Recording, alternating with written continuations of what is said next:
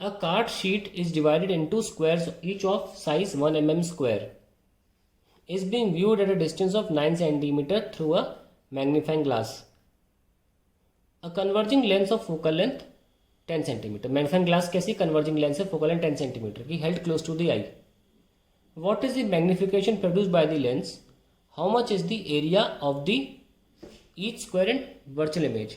तो magnification produce by the lens, angular magnification नहीं पूछा है, सिंपली मैग्निफिकेशन पूछा है.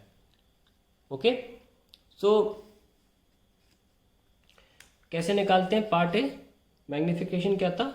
F upon F minus you, है ना. सो एफ कितना दे रखा है हमको? 10 सेंटीमीटर, और हमें एफ 10 है, और ऑब्जेक्ट कहाँ रखा है? Viewed at a distance 9 centimetre through magnifying glass. तो ऑब्जेक्ट 9 सेंटीमीटर है. सो 10 अपॉन 1 दैट इज 10.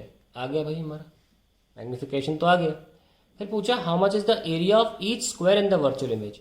मतलब एरिया के लिए आप मैग्निफिकेशन का स्क्वायर कर लेते हैं, area of image upon area of object, यानी कि 10 का square is equals to area of image upon 1 mm square. ये दे रखा है ना, each of size 1 mm square, square जो है. तो इमेज का एरिया कितना होगा? 100 into 1 that is 100 mm square. तो एक एक बॉक्स जो है वो इस एरिया का हो जाएगा. Now what is the angular magnification of lens? आइए देखते हैं एंगुलर मैग्निफिकेशन क्या है. नो, एंगुलर मैग्निफिकेशन ये सिंपल माइक्रोस्कोप है. आप सवाल को देखें, क्लियरली बोला गया है.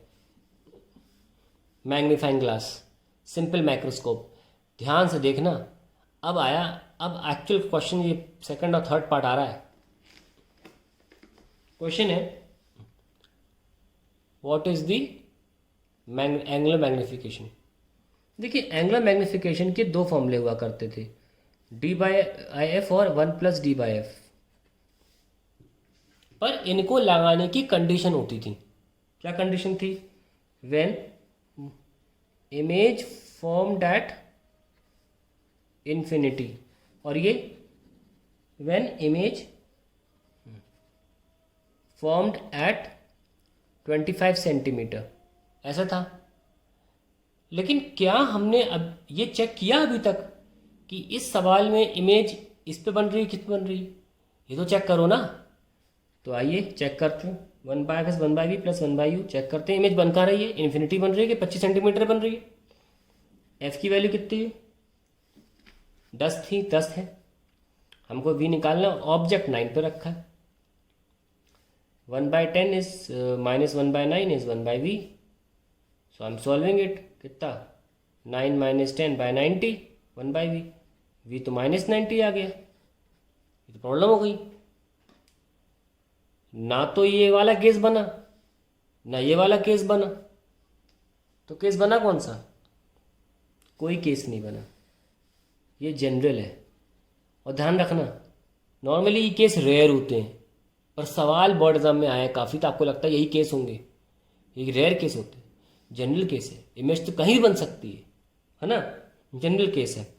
अब आप जाके वीडियो खोलेंगे जिसमें मैग्नीफाइंग पावर का फॉर्मूला डिराइव करवाया गया है, मैग्नीफाइंग पावर की डेफिनेशन की मदद से. जब डिराइव करवाया था तो सेकंड लास्ट स्टेप में, जिससे पहले कि मैं ये कंडीशन पुट करता, इन केस 1 इन्फिनिटी, केस 2 25, उसके पहले हमने डिराइव करके डी बाई यू किया था. D upon you object distance था नीचे. जब हमने इसमें केस ठूसे तो ये फॉर्मूला आया, ये फॉर्मूला आया. अगर केस नहीं ठूसेंगे तो ये है जनरल फॉर्मूला. और एंगुलर मैग्निफिकेशन जब, तो हमें अब सवालों में चेक करना होगा, जब भी हमसे एंगुलर मैग्निफिकेशन पूछा जाएगा हम ये चेक करेंगे पहले कि वी 25 है कि इन्फिनिटी है कि कुछ और है. अगर वी 25 और इन्फिनिटी नहीं है तो हम ये फॉर्मूला नहीं लगा सकते, हम डी बाई यू लगाएंगे. उस लिहाज से आंसर आएगा 25/9. That's it. That is the answer to this part. Now last part is magnifying power, is magnification part A कितना था? 10, और magnifying power in part B equal, ये equal to magnifying power, no equal तो नहीं है। Explain. देखिए तो हमारे पास मैग्नीफाइंग पावर कितनी आ रही है 25/9 और मैग्नीफिकेशन कितना है 10। ये इसलिए हुआ क्योंकि इमेज कहीं भी बन रही है, कहीं भी, ऐसे में मैग्नीफाइंग पावर और मैग्नीफिकेशन सेम नहीं होते। अब मैं आपको बना के दिखाता हूं। एक हम केस ले लेते हैं। Suppose image is formed at D, जबरदस्ती ठूस रहे हैं, image is formed at D. Suppose हमने एक केस ले लिया, इमेज डी पर बन रही है। ऐसे में अगर मैग्नीफाइंग पावर निकाली जाती, अगर इमेज डी पर बनती, तो क्या निकल के आता 1/25/f कितना था इसका 10 था ना। हाँ, तो कितना आया 3.5 मैग्नीफाइंग पावर आई। और अगर इमेज फॉर्म डी पर हम मैग्नीफिकेशन निकालते, मैग्नीफिकेशन m, तो क्या आता। तो मैग्नीफिकेशन निकालने के लिए चाहिए f/f - u, है ना। f कितना है 10 - u। अब सुनना, आप u 9 यूज नहीं कर सकते, क्योंकि अगर आप 9 ले रहे हो तो इमेज थोड़ी ना 25 में मिलेगी। अगर 9 लेते हो तो इमेज तो 90 पर मिल रही है। तो अब आपको 25 को रख के ये निकालना होगा कि u क्या लिया जाए कि 25 आ जाए।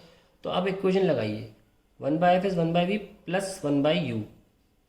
f कितना 10 है और हम चाहते हैं कि इमेज d पर बने -25, माइनस मतलब वर्चुअल, अपॉन u। सॉल्व करते हैं इसको। 1/10 प्लस 1/25 इज 1/u, कितना 250, और ये 35 आ रहा है 1/u। सॉल्व करेंगे कितना आएगा 250/35, विच इज इक्वल्स टू 50/7। ये आया u मेरा। इस u पर हमें 25 पे इमेज मिलेगी। अब जरा निकाल के देखो मैग्नीफिकेशन छोटा m क्या निकल के आता है 10/10 - 50/7। 10/70 - 50 इज 20, है ना, बाय 7। 0 0 कैंसिल, 7/2, ये देखो 3.5 आ गया। यानी कि मैग्नीफिकेशन और मैग्नीफाइंग पावर इक्वल तभी होंगे जब इमेज डी पर मिलेगी। यही इसका एक्सप्लेनेशन है। Are they equal? No. Why? Because the image is not formed at D, it is formed at somewhere else. ठीक है, तो आप पूरी एक्सप्लेनेशन क्या है इसकी थर्ड पार्ट की, कि हम मैग्नीफाइंग पावर निकाले जब डी पर इमेज बनी वो 3.5 आई। फिर हमने मैग्नीफिकेशन निकाला। मैग्नीफिकेशन भी लीनियर मैग्नीफिकेशन, f/f - u में जो u है हम 9 क्यों नहीं ले रहे हैं, क्योंकि 9 लेने पर तो 90 पे इमेज बन रही ना। हमें इमेज बनानी है लीस्ट डिस्टेंस ऑफ डिस्टिंक्विशन d पे। तो d जो हमने रखा -25, तब जो u आएगा वो इस्तेमाल होगा यहाँ पे। और देखिए दोनों की मैग्नीफाइंग पावर और मैग्नीफिकेशन सेम आ गई। तो कब होता है सेम आती है? इंपॉर्टेंट क्वेश्चन है। सेम कब आती है? जब image is formed eight d।